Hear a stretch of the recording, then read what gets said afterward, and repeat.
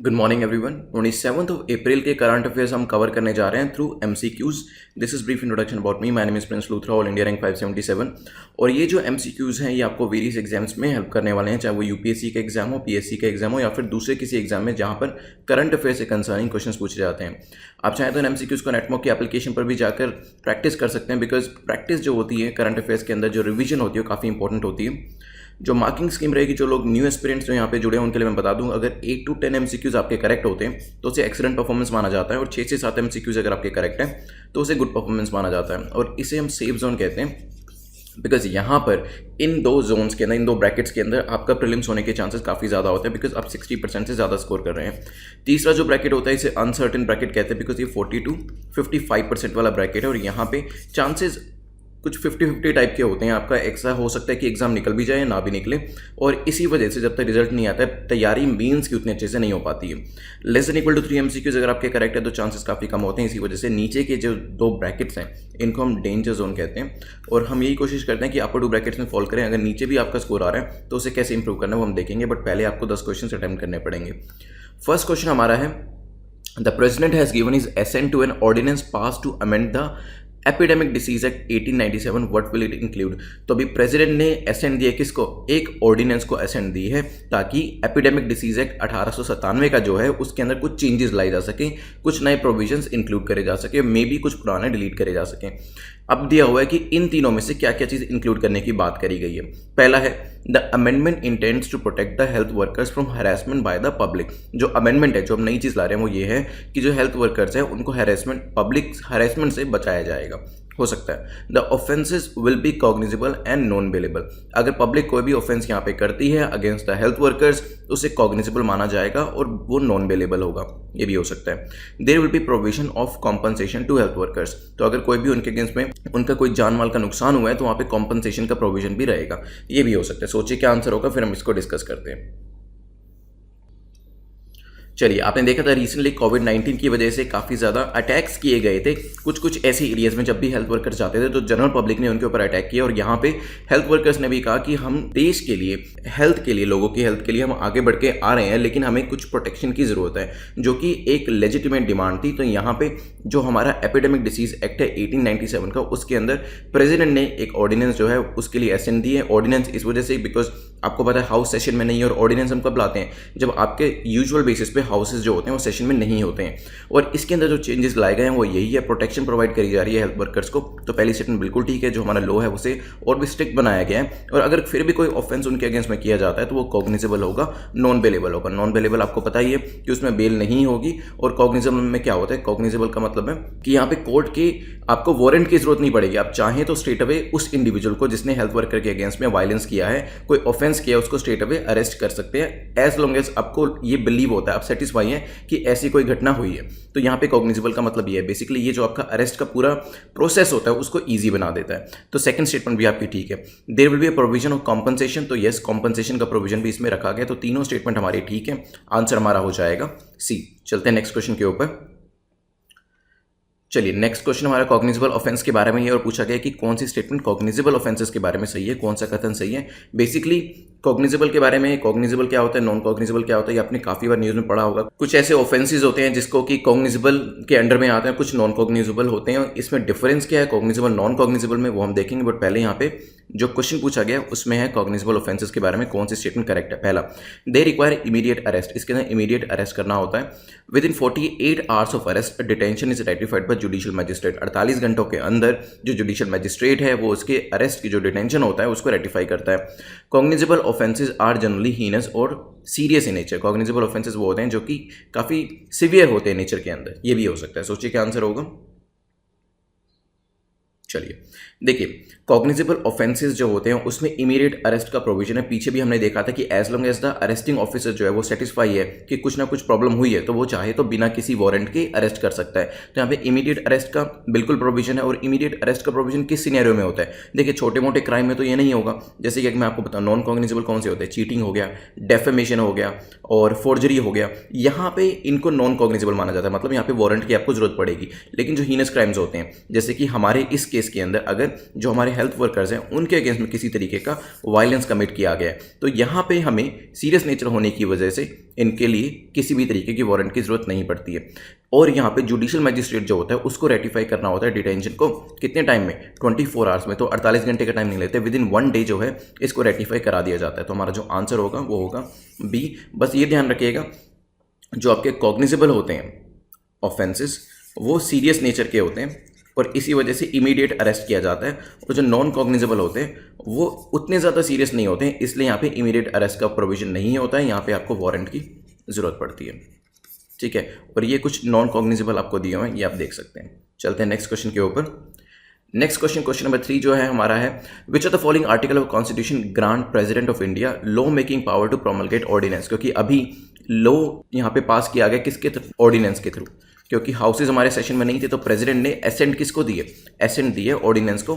इसी वजह से ये क्वेश्चन पूछा गया, पॉलिटी का क्वेश्चन है वैसे तो, लेकिन करंट अफेयर्स से कंसर्न करते इसलिए बनाए गए कि किस आर्टिकल के अंदर प्रेसिडेंट को ये ऑर्डिनेंस मेकिंग पावर होती है।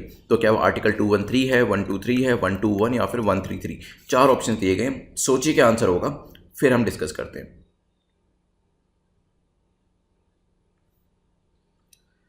चलिए देखिए, बैकग्राउंड तो मैंने आपको बता दिया कि जब भी आपके हाउसेज जो हैं वो सेशन में नहीं है, आपके हाउसेज सेशन में नहीं है, और इन्हीं हाउसेज के सेशन में नहीं होने की वजह से क्या होता है, आप ऑर्डिनेंस रूट को अडॉप्ट करते हैं। ठीक है, अब हाउसेज लोकसभा राज्यसभा नहीं चल रही है, लेकिन हमें लॉ के अंदर अमेंडमेंट लाने की जरूरत लगी, तो क्या हुआ, हमने ऑर्डिनेंस के थ्रू ऐसा किया। और ये किसने किया, प्रेसिडेंट ने किया, using his power under article 123।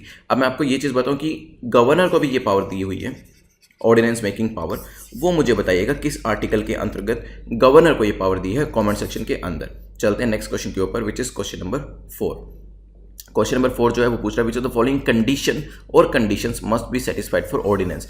क्योंकि ऑर्डिनेंस जो है रिसेंटली यूज़ किया गया है, काफ़ी न्यूज़ में भी आ रहा है अदर देन कोविड न्यूज़। क्योंकि अगर आप न्यूज़पेपर पढ़ रहे हैं, देखा ही होगा कि ज़्यादातर जो न्यूज़ है वो कोविड-19 से रिलेट करती है, लेकिन अगर कोई भी नई चीज़ ऐसी है जो कि कोविड-19 से कंसर्निंग हुई है, जैसे कि ये हमने एविडेंस एक्ट में चेंज लाए हैं, ऑर्डिनेंस लेके आए हैं, तो ऑर्डिनेंस जो है आपके एग्जाम के लिए इंपॉर्टेंट हो जाता है। तो ऑर्डिनेंस के ऊपर 3 स्टेटमेंट दिए, 1 बाय 1 रीड करेंगे और हमें बताना है कि कौन सी इसके बारे में, ठीक है, कौन कौन सी कंडीशन जो है वो सेटिस्फाई होनी चाहिए ताकि ऑर्डिनेंस को लाया जा सके। तो ordinance must be approved by parliament within 30 days of reassembly. तो ऑर्डिनेंस जो होता है उसे अप्रूव कराना होता है 30 दिन के अंदर, जब भी आपकी जो पार्लियामेंट होती है या हाउसेज जो होते हैं वो रीअसेंबल करते हैं। हो सकता है the president can promulgate an ordinance only when he is satisfied that there are circumstances that require taking immediate action। Ordinance president तभी लेके आते हैं जब उनको लगता है कि सिचुएशन ऐसी है, जैसे कि अभी कोविड-19 है, हो सकता है प्रेसिडेंट को लगा हो कि सिचुएशन ही ऐसी है कि अभी ऑर्डिनेंस के बिना काम चलेगा नहीं, ये भी हो सकता है। The president can only promulgate an ordinance when either of the 2 houses of the parliament is not in session. President ordinance लेके तब आते हैं जब दोनों हाउसेज जो हैं वो सेशन में नहीं होते हैं। सोचिए क्या आंसर होगा। चलिए देखिए, डिस्कशन आपने ध्यान से सुनी ही होगी, मैंने कितनी बार ये चीज़ रिपीट कर दी है कि अगर 2 हाउसेज सेशन में नहीं है तभी हम ऑर्डिनेंस रूट की तरफ जाते हैं। ठीक है, तो तीसरी स्टेटमेंट तो बिल्कुल हमारी करेक्ट हो ही जाती है। सेकंड भी मैंने आपको बताते हुए, ये कोविड-19 का एग्जांपल देते हुए बता ही दी है कि जब प्रेसिडेंट को लगता है कि देखो सिचुएशन ऐसी है कि अब ऑर्डिनेंस के बिना काम चलेगा नहीं, जैसे कि कोविड-19 के केसेस में हाउसेज नहीं चल पा रहे हैं, हेल्थ वर्कर्स के ऊपर यहाँ पे डिफरेंट टाइप के वायलेंसेस जो हैं वो हो रहे हैं और हेल्थ वर्कर्स को बचाना भी ज़रूरी है, तो ऑर्डिनेंस लाने के अलावा कोई हमारे पास चारा है नहीं। तो सेकंड स्टेटमेंट भी हमारे यहाँ पे करेक्ट है। अब आती है बात पहली स्टेटमेंट की, क्या इसे रीअसेंबली के 30 दिन में अप्रूव कराना होता है? तो नाउ यहाँ पे ये जो स्टेटमेंट थोड़ी सी गलत है, इसे अप्रूव तो कराना होता है लेकिन विद इन 6 वीक्स। 6 वीक्स का टाइम मिलता है, 6 हफ्तों के अंदर जब हाउस रीअसेंबल करता है, पार्लियामेंट रीअसेंबल करती है, इस पर्टिकुलर ऑर्डिनेंस को अप्रूव कराना होगा। फॉर एग्जाम्पल मान लीजिए 3 मई को हमारी पार्लियामेंट रीअसेंबल करती है, तो उसके बाद 6 वीक के अंदर जो ये पर्टिकुलर ऑर्डिनेंस पास किया गया था उसको अप्रूव करा लिया जाएगा। मान लीजिए 3 मई की जगह 3 जून को होती है असेंबली, तो उसके 6 वीक्स के अंदर हमें ये अप्रूव कराना होगा। तो हमारा जो यहाँ पे आंसर होगा वो होगा डी। चलते हैं नेक्स्ट क्वेश्चन के ऊपर। नेक्स्ट क्वेश्चन रिजर्वेशन के ऊपर है, इसके बारे में भी न्यूज़ दी गई थी इसलिए बनाया गया क्वेश्चन। रिजर्वेशन के ऊपर आपको यहाँ पे 3 स्टेटमेंट दी गई हैं और आपको बताना है कौन सी स्टेटमेंट करेक्ट है। पहली कहती है the constitution 113th amendment act of 2019 provided for 10% reservation in government jobs of education institution of the economically backward in unreserved category. तो इसके अंदर 10% रिजर्वेशन देने की बात जो करी गई है वो करी गई है इकोनॉमिकली वीकर सेक्शन को, इकोनॉमिकली बैकवर्ड सेक्शन को अनरिजर्व्ड कैटेगरी में, किसके द्वारा? 113th अमेंडमेंट के के द्वारा हो सकता है। 10% economic reservation is included in 50% reservation cap. जो 50% रिजर्वेशन कैप है उसके अंदर 10% का जो इकोनॉमिक रिजर्वेशन है वो भी ऐड किया गया है। The act amended the article 15 and 16 of the constitution by adding clauses empowering the government to provide reservation on the basis of economic backwardness. तो जो ये हम इकोनॉमिक बैकवर्डनेस का नया एक कॉन्सेप्ट लेके आए हैं उसने आर्टिकल 15 और 16 को यहाँ पे अमेंड किया, ये भी हो सकता है। तो यहाँ पे 3 स्टेटमेंट दी गई है, सोचिए क्या आंसर होगा। फिर मैं इसका बैकग्राउंड बताऊंगा कि जो रिजर्वेशन है उसके ऊपर आर्टिकल क्या था, सुप्रीम कोर्ट ने अभी क्या नई जजमेंट दी है, और फिर इसको पूरा डिस्कस करेंगे। चलिए डिस्कस करते हैं इसमें। देखिए, सुप्रीम कोर्ट ऑफ इंडिया ने रिसेंटली एक रूलिंग दी है, और जिसमें एक रूलिंग जन 2000 की थी। एक ऑर्डर था गवर्नमेंट का, आंध्र प्रदेश गवर्नमेंट का, जिसके अंदर उन्होंने 100% रिजर्वेशन दिया था शेड्यूल्ड ट्राइब कम्युनिटी को शेड्यूल एरियाज के अंदर टीचर की पोस्ट के ऊपर। तो टीचिंग पोस्ट के ऊपर 100% रिजर्वेशन शेड्यूल ट्राइब को दिया गया था। अब यहाँ पे सुप्रीम कोर्ट का कहना है, देखिए ये जो आपने किया है ये अनकॉन्स्टिट्यूशनल है, क्योंकि इससे जनरल कैटेगरी के जो कैंडिडेट हैं, शेड्यूल कास्ट के जो कैंडिडेट हैं, ओबीसी के जो कैंडिडेट हैं, इकोनॉमिकली बैकवर्ड सेक्शन के जो कैंडिडेट हैं, उनके अगेंस्ट में एक तरीके से डिस्क्रिमिनेशन हो रहा है, क्योंकि उनको बिल्कुल अपॉर्चुनिटी ही नहीं मिल रही है इन जॉब्स के अंदर जाने के लिए। तो इस वजह से पूरा आर्टिकल न्यूज़ में था। जो हमारे लिए इंपॉर्टेंट हो जाता है वो होता है इकोनॉमिकली बैकवर्ड सेक्शन के लिए जो रिजर्वेशन है। तो यहाँ पे कौन सी अमेंडमेंट एक्ट के थ्रू से लाया गया था, तो वो 113th अमेंडमेंट नहीं थी, द अमेंडमेंट वाज 103rd। ये ध्यान रखिएगा। तो पहली स्टेटमेंट आपकी गलत हो जाती है। 103वीं अमेंडमेंट थी जिससे 10% रिजर्वेशन जो था इकोनॉमिकली बैकवर्ड सेक्शन को दिया गया था 2019 के अंदर। अब बात करते हैं सेकंड स्टेटमेंट की। 10% इकोनॉमिक रिजर्वेशन जो दिया गया है वो ऑलरेडी आपको पता है कि 50% रिजर्वेशन मैक्सिमम दिया जा सकता है और 50% जो है वो अनरिजर्व रहता है। तो ये जो 10% रिजर्वेशन है ये कहा गया है कि ये जो हमने ऑलरेडी रिजर्व कर रखी है 50% सीट उसके अंदर ही इंक्लूड हो जाता है। तो ये स्टेटमेंट भी गलत है, क्योंकि ये 50% जो रिजर्व है उसको टच नहीं किया गया है। जो अनरिजर्व एरिया है वहां पर ही 10% का इकोनॉमिकली बैकवर्ड सेक्शन को रिजर्वेशन की मांग करी गई है, और या कहें कि दिया गया है। अब आती है बात कि इसके लिए कौन कौन से आर्टिकल को अमेंड किया गया है। तो आर्टिकल 15 एंड 16 जो है, जो कि राइट टू इक्वालिटी की बात करते हैं, उसको अमेंड किया गया है। तो तीसरी स्टेटमेंट आपकी बिल्कुल ठीक है। पहली जो 2 स्टेटमेंट्स हैं वो गलत हैं। आंसर आपका हो जाएगा डी। चलते हैं नेक्स्ट क्वेश्चन के ऊपर, जो कि वर्ल्ड बैंक के ऊपर है। पूछा गया वर्ल्ड बैंक के लिए अंदर कौन कौन से इंस्टीट्यूट्स आते हैं। आपको पता है कि वर्ल्ड बैंक जो है एक ओवर आर्चिंग इंस्टीट्यूट्स हैं, जिसके अंदर काफ़ी सारे वेरियस मल्टीपल इंस्टीट्यूट्स आते हैं जो कि वेरियस टाइप का काम करते हैं। तो क्या IBRD इसके अंदर आता है? What about IDA, IFC, ICSID? इन चारों में से कौन सा ऐसा इंस्टीट्यूट है या कौन कौन से ऐसे इंस्टीट्यूट्स हैं जो कि वर्ल्ड बैंक के अंदर आते हैं? सोचिए क्या आंसर होगा। चलिए देखिए, मेजरली मैं आपको बता दूं ये 5 इंस्टीट्यूट्स हैं जो कि आपके वर्ल्ड बैंक ग्रुप के अंदर आते हैं। इनकी फुल फॉर्म भी मैं आपको बता देता हूँ। International bank for reconstruction and development है, इंटरनेशनल डेवलपमेंट एसोसिएशन है, इंटरनेशनल फाइनेंस कॉरपोरेशन है, इसके अलावा एक मीगा भी है जिसका नाम है मल्टीलेटरल गारंटी एजेंसी। देन हमारा ICSID है जिसकी फुल फॉर्म है international centre for the settlement of investment dispute. तो ये जो डिस्प्यूट्स होते हैं सेटलमेंट से कंसर्निंग उनके साथ डील करते हैं। तो हमारा जो आंसर होगा वो होगा बी, क्योंकि ये चारों इंस्टीट्यूट ही जो वर्ल्ड बैंक ग्रुप है उसके अंदर में आते हैं अलोंग विद मीगा। ध्यान रखिएगा। इनके फंक्शंस क्या हैं? जो हमारा international bank for reconstruction and development है ये लोन्स और क्रेडिट प्रोवाइड करता है। IDA जो है वो नो इंटरेस्ट या काफ़ी कम इंटरेस्ट पे लोन्स प्रोवाइड करता है। जो इंटरनेशनल फाइनेंस कॉरपोरेशन है ये इन्वेस्टमेंट के लिए कुछ एडवाइजेस देता है, एसेट मैनेजमेंट का काम करता है। मीगा जो है हमारे यहाँ मल्टीलेटरल गारंटी एजेंसी, ये इंश्योर करता है लेंडर्स को, इन्वेस्टर्स को किसी भी तरीके का पॉलिटिकल रिस्क होता है, किसी भी कंट्री में कोई वॉर होती है उसके अगेंस्ट में। और ICSID नाम से ही पता चल रहा है जो डिस्प्यूट्स को देखता है और किसी भी इन्वेस्टर्स और कंट्रीज के बीच के डिस्प्यूट को यहाँ पे रिड्रेसल प्रोवाइड करता है। तो ये 5 जो इंस्टीट्यूट हैं ध्यान रखिएगा वर्ल्ड बैंक के अंतर्गत आते हैं।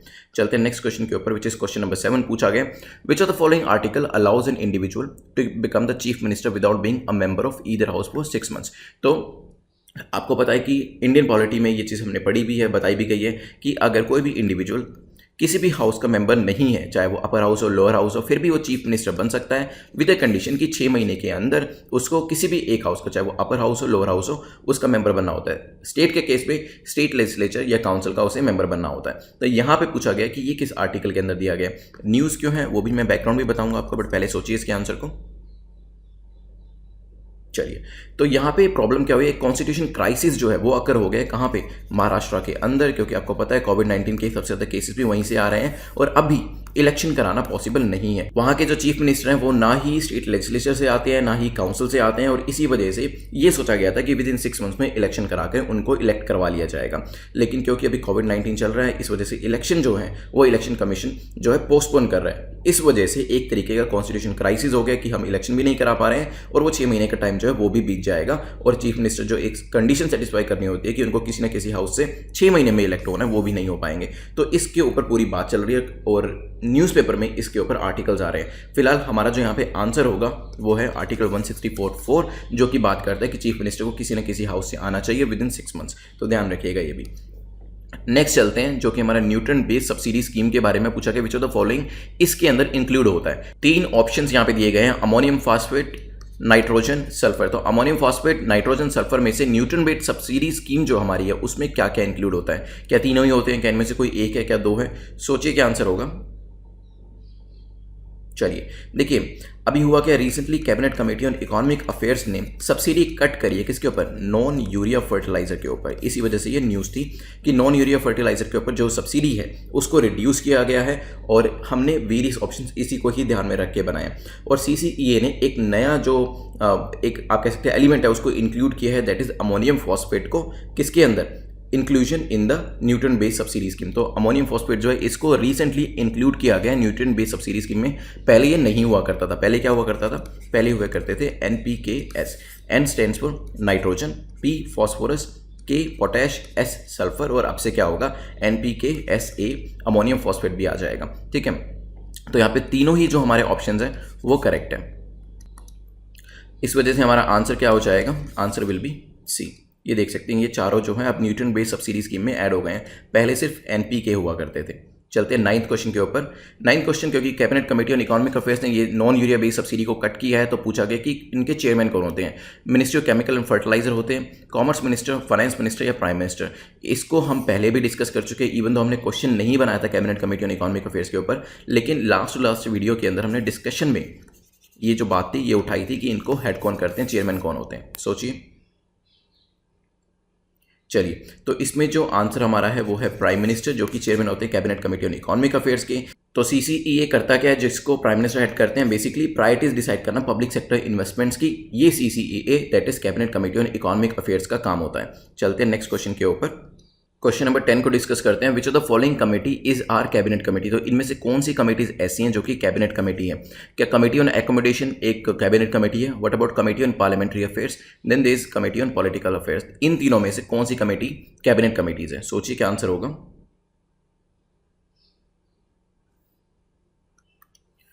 चलिए देखिए, cabinet committee on economic affairs को तो हमने पिछले क्वेश्चन में ही देखा था। उसके अलावा 7 मोर कमेटीज होती है, तो टोटल 8 कमेटीज हैं, जिसमें कैबिनेट कमेटी ऑन अकोमोडेशन भी आता है, cabinet committee on parliamentary affairs भी आता है और cabinet committee on political affairs भी आता है। तो हमारा जो आंसर होगा वो होगा D। कौन कौन सी कमेटीज देख लीजिए एक बार।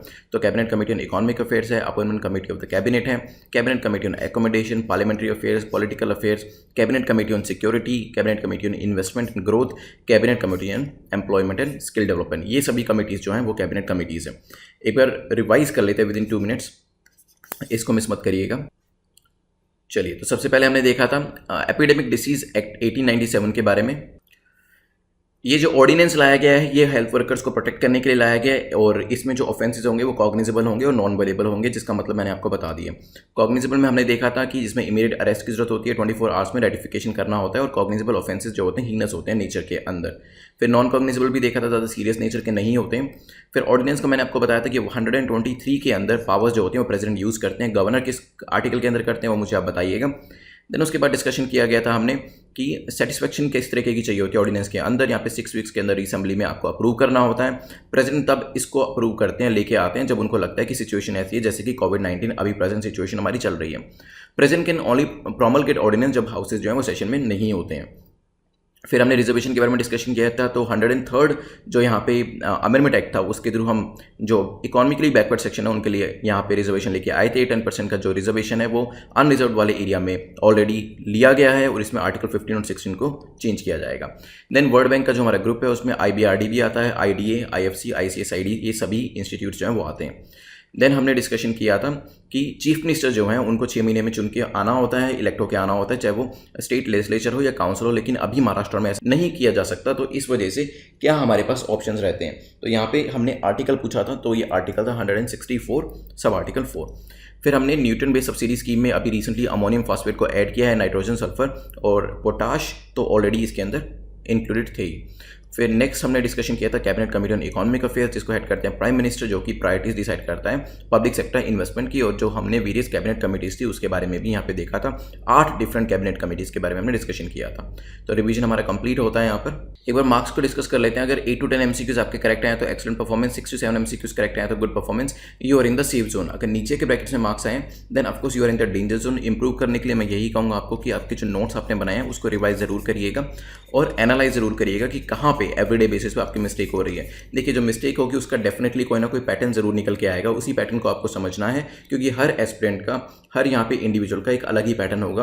किसी को नॉलेज गैप होगा, किसी ने न्यूज़पेपर नहीं पढ़ा इस वजह से गलती हो रही होगी, किसी को रीडिंग की वजह से गलती हो रही होगी। तो उसको आपको रिकग्नाइज करना है और उसको दूर करने की कोशिश करनी है। वेरियस प्लेलिस्ट अवेलेबल है यूट्यूब के ऊपर जिसको आप देख सकते हैं। अगर कोई भी डाउट है तो टेलीग्राम पे मुझे अप्रोच कर सकते हैं, वहाँ पे अपने डाउट को रिड्रेस करवा सकते हैं। You can subscribe this channel and press the bell icon ताकि टाइम टू टाइम आपको नोटिफिकेशंस मिलते रहें। Thanks for watching, have a nice day.